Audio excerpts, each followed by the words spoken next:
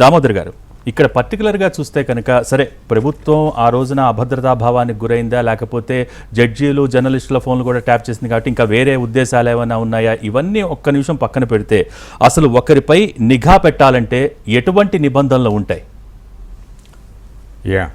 నమస్తే అండి. లీగల్ ఆస్పెక్ట్సే నేను టచ్ చేస్తాను ఇప్పుడు. అన్ని నాగరిక దేశాల్లో, అన్ని ప్రజాస్వామ్య దేశాల్లో ఫోన్ ట్యాపింగ్ అనేది చట్టబద్ధము. There are acts and rules and validation thereof by the apex courts of the respective countries. అయితే ప్రస్తుతం జరుగుతుందంటే ప్రతి ప్రజాస్వామ్య దేశంలో కూడా ఇంతకుముందే నా మిత్రులు ప్రభాకర్ రెడ్డి గారు చెప్పినట్టు విచ్చలవిడితనం ఎక్కువపోయినందువల్ల దేనికోసమైతే చట్టం దాన్ని అనుమతిస్తుందో వాడిని వదిలేసి స్వప్రయోజనాలకి, రాజకీయ ప్రయోజనాల కోసము ఎక్కువగా వాడుతున్నందువల్ల ఈ ప్రాబ్లం అరైజ్ అయింది. ఇది కేవలం ఈరోజు హైదరాబాద్ కాదు, మన దేశంలో కూడా జరిగింది, ప్రపంచవ్యాప్తంగా జరుగుతూ ఉంది, అన్ని టొటాలిటేరియనిజమ్స్లో కూడా జరుగుతూ ఉంటుంది. మనకు ఫస్ట్ ప్రపంచవ్యాప్తంగా ఈ టెలిఫోన్ ట్యాపింగ్ దృష్టిలోకి వచ్చిన వైర్ ట్యాపింగ్ అనేవారు లానప్పుడు ప్రెసిడెంట్ నిక్సన్ వాటర్ గేట్ ఉదంతం అందరికీ జ్ఞాపకం ఉండే ఉంటుంది. That is the first globally known incident of wire tapping. దాన్ని ఆల్మోస్ట్ ఆయన ఇంపీచ్ చేయాలనుకున్న సమయంలో ఆయన రాజీనామా చేసి బయటపడ్డాడు. ఓకే.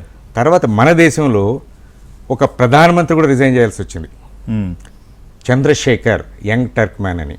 అది ఎలా జరిగిందంటే ఆయన ఎంపీగా ఉండేటప్పుడు ఇలస్ట్రేటివ్ వీక్లీ ప్రీతిష్ణంది గారికి ఒక ఇంటర్వ్యూ ఇస్తూ రికార్డ్ చేస్తూ నా ఫోన్ కూడా బగ్ అయింది, ఇట్లా చేస్తుంది ప్రభుత్వం అన్నీ, దీన్ని రికార్డ్ చేయబాకండి, ఇన్ఫాక్ట్ చేయబాకండి అని అన్నాడు. కానీ ప్రీతిష్ణంది దాన్ని పబ్లిష్ చేశాడు ఇలస్ట్రేటివ్ వీక్లో. దాని మీద సుబ్రహ్మణ్య స్వామి గారు పిల్లేశారు సుప్రీంకోర్టులో. ఓకే. సుప్రీంకోర్టు హెజ్ ఆర్డర్డ్ ఏంటి దీనికి సంబంధం చెప్పండి. అప్పుడు విపి సింగ్ గారు సిబిఐ ఎంక్వైరీ ఇచ్చారు. ఆ సిబిఐ ఎంక్వైరీ జరిగి వచ్చేటప్పటికి చంద్రశేఖర్ గారే ప్రైమ్ మినిస్టర్ అయ్యారు. వాళ్ళు చాలా భయంకరమైన విస్తుపోయే విషయాలను తెలిపారు అనమాట. ఏమని, అందరి మీద ఉంది, ఎమర్జెన్సీ పీరియడ్లో భయంకరంగా ఉంది, జయలలిత గారి మీద జరిగింది, తమిళనాడుకు ఉన్నటువంటి మంత్రుల మీద జరిగింది, కుల్దీప్ నయ్యర్ జర్నలిస్ట్ మీద జరిగింది అని అనేక రకాలుగా చెప్పేసరికి విపి సింగ్ ప్రభుత్వాన్ని సమర్థిస్తూ వచ్చినటువంటి కాంగ్రెస్కి కాస్త ఆందోళనకరమైనటువంటి పరిస్థితి వచ్చి చంద్రశేఖర్ని దించేయాల్సి వచ్చింది. ఓకే. అది ఒక కారణం. సో ఈ విధంగా ఇది కొత్తదేం కాదండి మన దేశంలో. 2 years back Pegasus incident still under సుప్రీంకోర్టులోనే ఉందన్నమాట.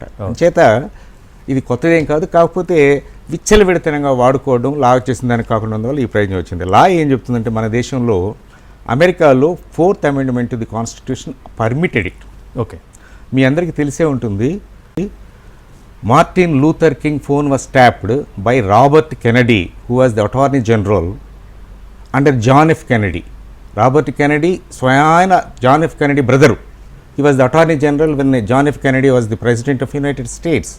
Then Lyndon Johnson after John F Kennedy మరణానంతరం లిండస్ జాన్సన్ కూడా అతను కంటిన్యూ చేశారు. మార్టిన్ లూథర్ కింగ్ మీదనే పెట్టారు, ఆయన ఏమైనా సెడిషన్ తెస్తారేమో అని. That was lawfully permitted. వాళ్ళకి ఫీసా అని ఒక యాక్ట్ ఉంది, ఫైనాన్షియల్ ఇంటెలిజెన్స్ సర్వేలెన్స్ యాక్ట్ అని. అదేవిధంగా భారతదేశంలో ఇండియన్ టెలిగ్రాఫ్ యాక్ట్ దో కలోనియల్ కాలంలో వచ్చినా కూడా Section 5(2) అనుమతిస్తుంది.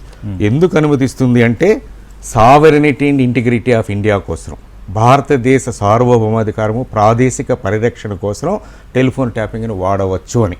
అందుకే మీకు జ్ఞాపకం ఉంటుందో లేదో, జనరల్ ముషారఫ్ కార్గిల్ వారికి ముందు చైనాలో ఉంటూ సెకండ్ ఇన్ కమాండ్తో మాట్లాడు, ఏం చేస్తున్నాడు నవాజ్ షరీఫ్ అంటూ దించేద్దామని కార్గిల్ వారు వద్దంటున్నాడని.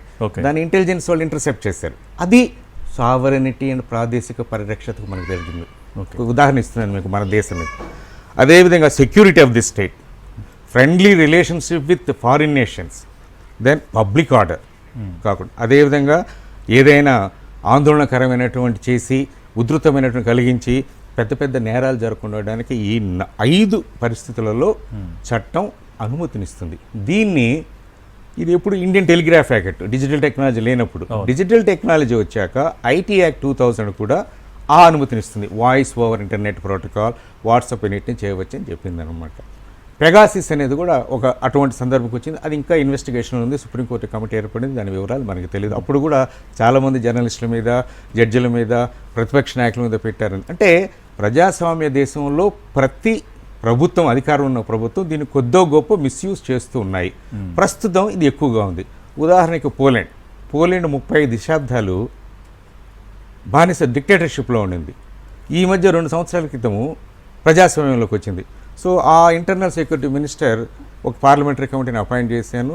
ఎన్ని విధాలుగా ఈ విధంగా వీళ్ళు మిస్యూజ్ చేస్తున్న వాటన్నిటి మేము విచారిస్తాము, ఓకే, కొన్ని 2-3 సంఘటనలకే మేము చేస్తున్నాము అని అన్నారనమాట. ఇది జరిగిందండి. ఇది దీని యొక్క విస్తృత బ్యాక్గ్రౌండ్. నా ఏ విధంగా చేయొచ్చు అంటే mobiles, land lines, internet communications, email stats అన్నిటిని కూడా డిజిటల్ టెక్నాలజీ పరిధిలోకి వస్తాయి. పోస్టల్ ఆర్టికల్స్ను కూడా ఒకప్పుడు, ఇప్పుడంటే లేదు కానీ ఇప్పుడు ప్రైవేట్ సెక్షన్ వచ్చినా కూడా పోస్టల్ యాక్ట్ ప్రకారం చేయొచ్చు. ఈమెయిల్ సెట్ని ఇన్ఫర్మేషన్ టెక్నాలజీ యాక్ట్ ప్రకారం చేయొచ్చు. ఏ సర్కమ్స్టెన్స్లో చేయొచ్చు అంటే ఇప్పుడే మీకు చెప్పాను, పబ్లిక్ ఎమర్జెన్సీ అట్లా అని, ఇంట్రెస్ట్ ఆఫ్ సావరెనిటీ అనేది ఏ విధంగా చేయాలంటే ఈ సుబ్రహ్మణ్య స్వామి గారు ఇట్లా చేసి సిబిఐ కమిటీ రిపోర్ట్ వచ్చినాక పియూసిఎల్ హరిగోపాల్ గారికి ఇది సక్రంగా దీని గురించి వివరాలు వారికి ఎక్కువగా తెలుసుంటాయి. People's union of civil liberties అనేవాళ్ళు సుప్రీంకోర్టులో వేశారు, అయ్యా దీనికి కొన్ని సేఫ్ గార్డ్స్ ఇవ్వాలి అనేసి. ఓకే, ఆ సేఫ్ గార్డ్స్ ఏంటంటే అప్పుడు సుప్రీంకోర్టు క్లియర్గా చెప్పింది, పర్సనల్ లిబర్టీ ఆర్టికల్ 21 ప్రకారము ఇది ప్రైవసీకి ఇంట్రూషన్, రైట్ టు లైఫ్ కింద వస్తుంది కాబట్టి ప్రొసీజర్ ఎస్టాబ్లిష్డ్ బై లా ప్రకారమే చేయాలా అన్నారు. అయితే ఇప్పుడు మనం చర్చిస్తున్నది, ఈ చర్చా కార్యక్రమానికి నేపథ్యం ఉన్నటువంటి సంఘటనలన్నీ కూడా ఆ ప్రొసీజర్ ఎస్టాబ్లిష్డ్ బై లేకుండా టెక్నాలజీ చేతుల్లో ఉంది కాబట్టి స్వప్రయోజనాల కోసం రాజకీయ ప్రశ్నగా వాడుతున్నందువల్ల ప్రజాస్వామ్యవాదులకు, హ్యూమన్ రైట్స్ వాళ్ళకి ఇది ఆందోళన కలిగింది. సో ఇందాక మీరు చెప్పిన ఏవైతే పర్టికులర్గా 5 అంశాలు చెప్పారో 5 అంశాలకి విరుద్ధంగానే ఉంది ఇక్కడ. 100% రాజకీయ ప్రయోజనాలకు వాడినట్టుగా వస్తున్న రిపోర్ట్స్ తెలుస్తున్నాయి అన్నమాట.